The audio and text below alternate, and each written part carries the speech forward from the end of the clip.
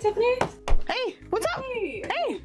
Did you just finish your show? We're all done. I just need to turn the light off and get out of here. How was it? It was great. I mean, look, if you have ever listened to the show, you know we have fun in the mornings. Today was a little bit extra. There was cake involved. It was a little bit chaotic. Let's just put it that way. 2, 1. So I'm rolling. What are you up to? All good? Can I come with you? What are you doing? I'm going to the park. I'm taking the baby to the park. It's so nice outside. I'm getting out of this stuffy studio. We're going for a walk, but you can come if you want. With baby Asa? Yes. Yes, with baby Asa. Yay. He goes everywhere. Okay, sweet. All right, I'll just follow you out. Yeah, let's go. Okay, I just need to grab my 9 bajillion bags, and I'm a bag lady now, apparently. Moving. You want to get moving? Hey, Yeah? Hey. Hi. We made it. We did. What's up, my dude? Hello. Oh, he's looking so good. He's like, let's go moving. We got our sunnies. We're ready to go. Let's go. Okay, cool. Let's go. This is so beautiful. Isn't it awesome? I love coming here to walk. It's so pretty, and you can feel the breeze, and you know the bay has a little bit of a smell, just a little bit. Yes. It smells like home to me, and you can just smell just a little bit on the air. So good. So tell me, where are we at? We are at Fort Smallwood Park. Uh-huh. There's a fort. I'm sure there's small trees somewhere. I don't know where the Smallwood comes from, but yeah, Fort Smallwood Park, right here on the beautiful Chesapeake Bay. Technically, I think this is the Patapsco River. Technically, I think. We'll verify it, and I'll put it here. Perfect. So the Key Bridge, you remember the Key Bridge? Yes. All of that? Key Bridge used to be right there. And if you look far in the distance, that is Baltimore's Inner Harbor. Also, somewhere right in that general area is where the national anthem was written. Thanks, Francis Scott Key. Thank you. Oh. And who do we have here? Oh, he's waking up from his nap. Hello, baby Asa. Hi, baby Asa. Aw. Hi, you okay? Yeah. Did you have a little snooze? Yeah, okay. You wanna go for a walk? Let's go for a walk. Okay, let's go. Let's go. It's super exciting to be here and just get to know you better. Yeah. So, yeah. I love this. All right, how often do you come here?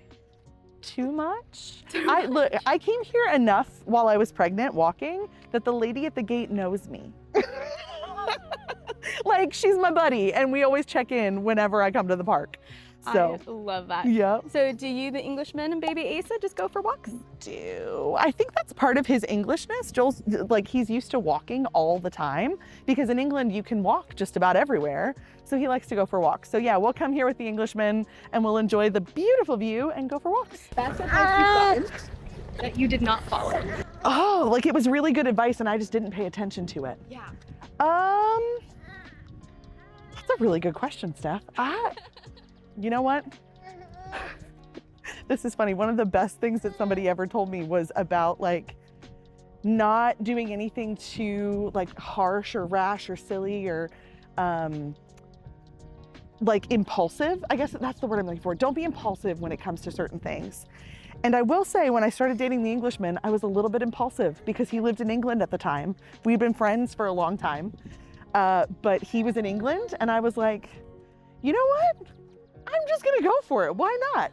So like people have told me like, don't be impulsive. Don't kind of let your emotions drive everything that you do. And the one time that I kind of was like throwing that out the window, I ended up marrying a cute English guy. So I think it worked out. And we made a cute little baby. So. How did you meet the Englishman? Okay, so I had a friend who worked for a church in Texas and the Englishman worked for the same church. So he worked for an organization that basically like helped youth groups and school programs. And I went to visit my friend Jenny, and Jenny said, there's a really cute English guy that I want you to meet. And I was like, okay. Now, what Jenny didn't tell me is there were 2 English guys. She thought the other one would be the one I was interested in. No, thank you, not my type. But my Englishman, Joel, I thought he was cute, I thought he was adorable. And we were just friends at first. And it was kind of one of those things where I was like, Lord, I kind of like that guy, but it doesn't really make sense. He lives in England. We're just, I don't know, whatever. But I always kind of had like him in the back of my head. Mm-hmm. And eventually one day, he kind of slid into the DMs before that was a thing. And he just reached out and we connected and Rest is history, as they say. I love that. So what's your favorite thing to do together? Our favorite thing to do together, prior to having a baby, play video games. What video games do you play? I am a Nintendo nerd. I will beat you at Mario Kart. Like, there's not a question. I will beat you. Beat Torin Wells at Mario Kart? I destroyed Torin Wells at Mario Kart. I can't do this. I can't do this. I can't believe somehow you snuck past me. And if you would like to challenge me to Mario Kart, I probably will beat you too. Truth be told, I love Mario Kart. I love like Legend of Zelda games. I'm a big fan of like cozy games like Animal Crossing, Stardew Valley, that type of stuff. So if it's a video game, I probably like it, truly. I love that. Now, what snacks are you eating while playing video games? Oh, what snacks? I like a combination of salty and sweet. Big fan of Twizzlers. I know that's kind of a weird, divisive thing. Love Twizzlers. I like the Chex Mix snack mix. I know that's weird, but I like it. Utz potato chips. Utz, please sponsor me. I love them so much. Any Utz potato chips, crab chips, kettle chips, any of them, bring it on. I love it. So big fan of like also pretzels with a little bit of like that creamy dill dip. You know the one I'm talking about? So good. Also pickles. I am one of those people that like, if you have a pickle left on your plate, I'm gonna ask you for it. So like if you're not gonna eat that pickle, I will eat that pickle. So anything like pickle flavored, I'm a big fan of like the pickle flavored potato chips, pickle flavored dips, all of that type of stuff. Look, here's my philosophy on food. I will try literally anything once, anything at all. Like whatever type of food, it could be the craziest combination, it could be the most outlandish thing. I will try anything once because the worst thing that happens is that I'll spit it out. And the best thing that happens is that I'll find another food that I just really like. Big fan of food. I'll try anything once. If you've ever watched Somebody Feed Phil on Netflix, it's probably my favorite show. If I could meet one person, it would probably be Phil Rosenthal. His philosophy on food and just how it brings people together and how we should always just try the type of food and you never know, you might like it, is something that I've tried to adopt, and I want to be Phil Rosenthal when I grow up. I love that. What's the craziest food combination you've ever tried? The craziest food that I've ever tried? Yeah. I mean, we've traveled a lot. Thankfully, like we've been to Thailand, I've been to Romania, Russia.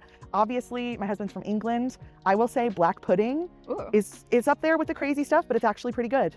So black pudding is coagulated pig's blood that's been made into a patty, and they kind of fry it. It's delicious. Also, big fan of scrapple. That's a local thing. That's weird. It's like all the leftover pig parts. You just throw it in. You can blame my mom for that because she used to eat scrapple all the time when we were kids.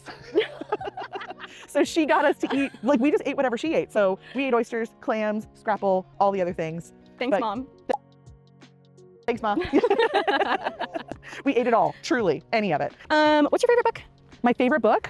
I mean, outside the Bible. We can't say the Bible, right? No, you can say the Bible. I mean, it's up there. I feel like I have to say that, don't I? My favorite book, probably the Harry Potter series. I count them as one altogether. Love the Harry Potter series. One of my favorite books, again, I count it as one, would be the Lord of the Rings trilogy. Love them. I don't know that I could pick between the two. Also, I'm trying to think of what I've recently read. The Nightingale by Kristen Hanna, very good. I read a lot too, so yeah, video games, reading, I'll take it all. I love it. I haven't read as much in the last 5 months. What is baby Ace's favorite book? His favorite book is Hello My World, a black and white contrast book. It's like those black and white pictures because apparently that's like what they can see the best. And he loves it so much. What's your favorite thing about being a mom? My favorite thing about being a mom?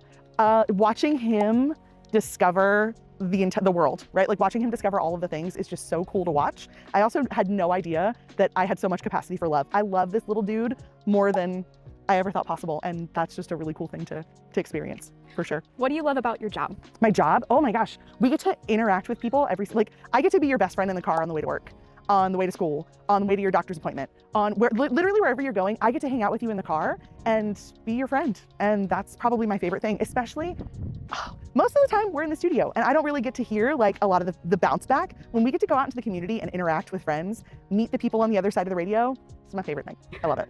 How did you start working for Bright FM and how long have you been working for Bright FM? So for Bright FM, I have been there, I started at Bright FM 15 years ago. In October, it'll be 15 years. We did move away for a few years while the Englishman went to seminary. So he went to seminary, we lived in North Carolina for a while. I had worked at another radio station because when I was 18 years old, I decided that it was a really good idea for me to just move to Nashville, go to Nashville, why not? Sure, because that's what you do when you're 18. Don't do that. And I heard an ad on a radio station that I listened to that they were looking for someone to help with like admin stuff. and I applied for the job and got it. And that was like my first radio gig. I knew Erin, who is our digital director that used to be on the afternoon show, through mutual friends. And when I moved back to Baltimore, she knew that I had worked in radio before. And literally we had this conversation where she was like, well, if I ever hear of anything, I'll let you know. I would say that you could apply at Bright FM, but no one ever leaves Bright FM. So, you know, like there's not really a lot of jobs going. I was like, okay. Literally the next day, her assistant put in her notice and she went, I wonder if Tiffanie would like to apply. So I did. And I came in as the promotions assistant 15 years ago. And yeah. What a God thing. It was such a God thing. It's crazy. Yeah. Literally, like we just so happened to run into each other and have that conversation. And the next day, her assistant put in her notice. I love that. Yeah. Besides that moment, what was one of your top God moments? Like, one of my top? God did that. Oh, God did that. When we moved to North Carolina, there was a really big God moment because I had this moment where I knew that the Lord was asking us to do something really hard, like really, really difficult. Leaving home, leaving a job that I loved, going somewhere where we didn't have community, we didn't know anyone, but I felt very firmly in my heart that that was what the Lord was asking us to do. Very firmly in my heart that was what the Lord was asking us to do. And I was so confused about all of the things I felt like I was leaving behind. We moved to North Carolina and basically out of nowhere, I got a job staying in radio because that was kind of one of my biggest things where I didn't want to give up all of the things that I love so much about my job. And I just was like, I don't know what I'm going to do with myself. God orchestrated 100% us to find a community almost immediately and for me to find a job almost immediately in radio doing what I love to do. And I can't look at that season of life and not go, God's hand is all over that. He did all of that. So sometimes he'll ask you to do kind of big, scary things that you can't see what's coming around the corner. He can. And if that's like where you are, I would just encourage you to take that step and trust that he is good because he will show himself to be good. What's the most wild or outrageous radio call you have ever taken? I literally cannot talk about it on YouTube. That good, huh? Yeah, that's it. Yeah. What about maybe a little less outrageous phone call? Most memorable phone call. Let's do that. Most memorable phone call. I'm trying to think. So, okay. One that sticks into my mind, and this is kind of an interesting story. There was a guy who misheard something that we were talking about on the morning show. He thought we were talking about something that, like, he half heard the conversation, didn't really hear it. And he called and he was really angry and like yelled at us. And 5 minutes later, he called back and apologized because he thought through again what we had been talking about and realized he misheard us the first time. That sticks out to me as like a really cool example of grace where like, he thought he heard something, it wasn't what we said, he got upset about it, he acted in that anger, but then realized, oh wait, maybe I was wrong. Now normally most people would not call back and apologize. He called back and apologized, and it was a really good, gracious conversation after that, and that always sticks in my head is like, I wanna do that if I make a mistake, you know? That if I make a mistake, if I act in anger, I wanna be quick to pick the phone back up and call and apologize again. So. I love that. Yeah. Let's see, Chick-fil-A or Chili's? Chick-fil-A. Don't tell John. Oh no. Look, Chili's is great. And I will say, I was kind of a Chili's hater because I had gone to a Chili's and it was a bad experience and I kind of just let that be what I thought Chili's was. John convinced me that we needed to go to lunch one day, we needed to go to Chili's, and I had to give it another try. So I did, and it was amazing. The triple dipper is next level good. Their ranch sauce is fantastic, but there's not a Chili's close to me. I could pass like 6 Chick-fil-A's before I get to a Chili's, and Chick-fil-A's never let me down, not once. Never. What's your favorite thing on the menu? At Chick-fil-A? Yeah. Ooh, the Sunjoy, the sweet tea. Oh, yeah. The tea. I know, it's so good. And the peppermint milkshake at Christmas. Chick-fil-A breakfast or lunch? Lunch. Oh, I didn't even have to think. Yeah, lunch. But see, yeah, lunch. But I would, chicken minis all day. Who at Chick-fil-A do we need to call and make that happen? Can we have chicken minis all day long? Because I would take chicken minis at lunch or dinner. We need an Utz and Chick-fil-A sponsorship, yes? And also, if you own like one of the cool mommy brands, I got a very cute baby and I need all the mommy things. Yes, so he looks great in Sunnies. He does. He does. Babyators, sponsor us, please. Babyators? That's a thing? Wow. Favorite baby gadget that has made your life easier? Like 100%. Okay, so it's not specifically a gadget, but something that someone told me to do, and that was to buy a diaper caddy. So we have a big changing table upstairs. It's never been used. We have a diaper caddy that has like all of the supplies and stuff in it. So it's got diapers, it's got a changing pad, it's wipes, everything, and it's just in this little caddy. and it goes wherever he goes. So it's just easy to change diapers without a whole bunch of fuss. Get a diaper caddy. If you know someone who's having a baby, buy them one of the little caddies and stock it with supplies. It'll be at the top of the gift list. They'll love it, trust me. For someone that just had a baby of her own, being married for 13 years already, how has baby Asa changed your lives already for your day-to-day? Yeah, I mean, everything changed instantly. Like, and I grew up like with babies around all the time. I have tons of friends, have lots of kids, my sister, lots of nieces, lots of nephews, been around babies a lot. So I think I knew everything would change in my head. I don't think I realized how much everything would change in my head. My priorities, everything about how I prioritize my day, my time, my life, everything flipped and became about him being a priority. He became the priority instantly. And like, I'm not even upset about that. Like, I wanted instantly, the only thing I wanted to do was make sure that I could be the best mom to this little thing that I ever could be. And I'm happy about it. So it's okay to lose the sleep. It's okay to give up on some of the things that I want to do, because making sure that he's taken care of is worth it every single step of the way. I love it. What's some parenting advice that you've gotten from John? Oh, John. I hate that I say this all the time, but it's true. I feel like I'm always going, John, you were right. John, you were right. John, you were right. John talks a lot about modeling the behaviors that you want to model for your kids, and that how important that is. And I think that's something that already I'm feeling like I need to make sure that I have myself and my stuff done and like in order so that I can parent him better. John talks a lot about, especially from like a spiritual perspective, like if I want my son to know and love and follow Jesus, which of course I do, then the first thing that I have to make sure is that I've got myself right with Jesus, right? And that my relationship with the Lord is good. And yeah, that's some suggestions from the one John Lawhon. Oh my goodness. A little smile. You're waking up from your nap. Yeah.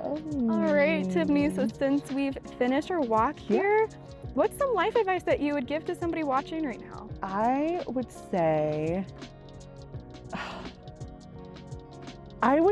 don't let your present circumstance make you question the faithfulness of God.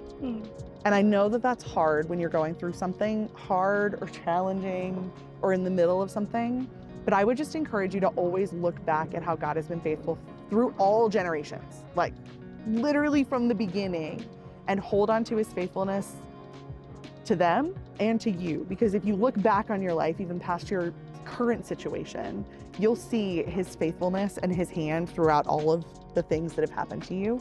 And just hold on to his faithfulness even in the midst of really rocky situations, because he is still good. And you're gonna see his goodness in this situation one day too. That's great. Yeah. And then lastly, one last question. What's your favorite Bible verse? My favorite Bible verse, oh gosh.